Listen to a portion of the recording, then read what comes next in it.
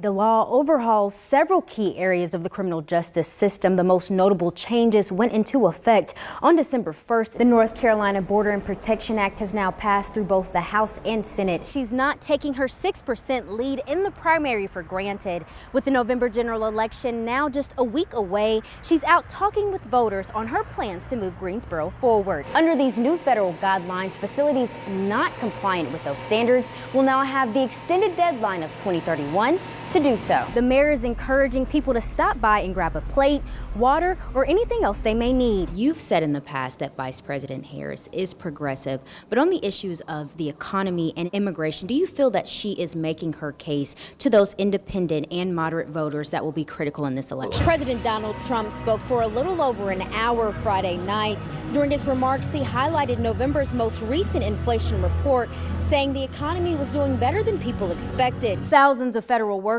have been laid off or given immediate terminations as part of President Donald Trump's plans to cut spending and downsize the federal government. Chatham County officials are encouraging people to avoid driving unless it's necessary. This facility, Nash Correctional Institution, was among more than 20 prisons across the state to house those inmates displaced by Hurricane Helene. You've also accepted support from Republican allies to keep your name on the ballot across the battleground states.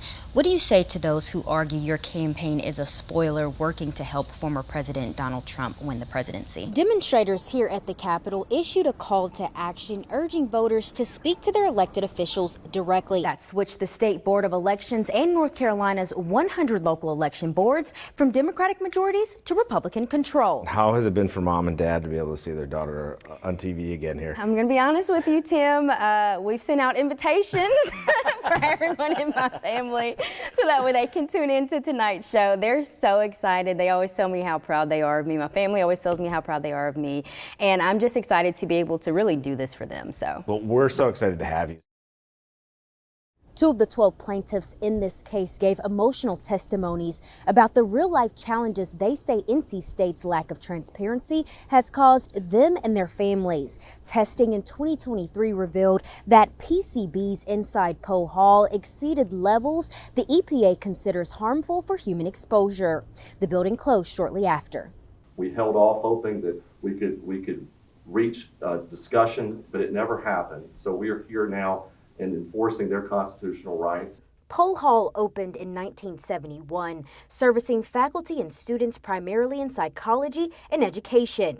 In 2009, the EPA issued guidance for the university to test for PCBs in the building's foundational structures and indoor air, but NC State did not test the building at that time. The lawsuit alleges the university continued multiple small and large-scale renovations without PCB testing, possibly worsening conditions and increasing exposure. The lawsuit also alleges that its plaintiffs have all shared a breast cancer diagnosis. So many women were in Poe Hall, hundreds that we are aware of with breast cancer and that all of us here represent. According to the complaint of those 12 plaintiffs, 3 were women who have died from cancer caused by their exposure to these harmful chemicals. I was poisoned by PCBs at extremely high levels. Sandy Alford says she studied in Poe Hall for years to obtain her master's degree before being diagnosed with breast cancer in 2021. Over the next several years, I had multiple respiratory infections, including pleurisy, bronchitis, and pneumonia. My doctor diagnosed me with asthma at 34 years old. She said she wants to see the university take accountability. I did reach out to NC State University for comment. They said in a statement, responses to this legal action will be made through appropriate legal channels. Separately, NC State will continue to pursue accountability against Monsanto for damages from the PCBs it manufactured and furnished to construct Poe Hall. NC State will move forward with planning for remediation of the education building in order to get students, faculty, and staff back to learning in an appropriate education environment in the heart of campus. Attorneys representing the plaintiffs in this case say they are now working with more than 600 clients who either worked or studied in Poe Hall and claim they later experienced health issues. They say this lawsuit will likely be the first of many. In Raleigh, Darrielle Fair, Spectrum News 1. We'll turn to Darrielle to tell us about the operation still very much underway this evening in the wake of the storm. Good evening, Darrielle. So how are conditions in your area?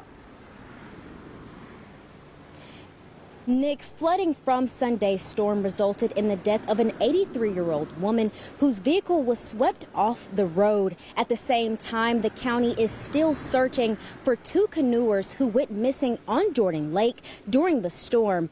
Their canoe was recovered Sunday night.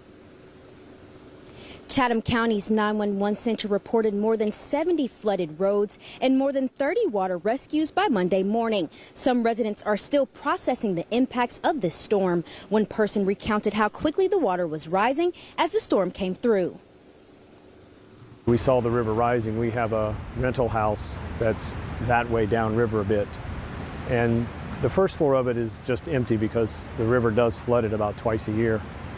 But when we saw the increase in the levels, we came down here to look at it. And at that point, the river was at about 9 feet, but it was rising about a foot every 15 minutes. County officials say some roads are still closed due to storm-related flooding and damage. Tunnel says he's concerned his residents may not be equipped to handle future storms if they continue to get worse. It's definitely flooding more often. We're having bigger rain events and more flooding down here at the Hall River here in Bynum.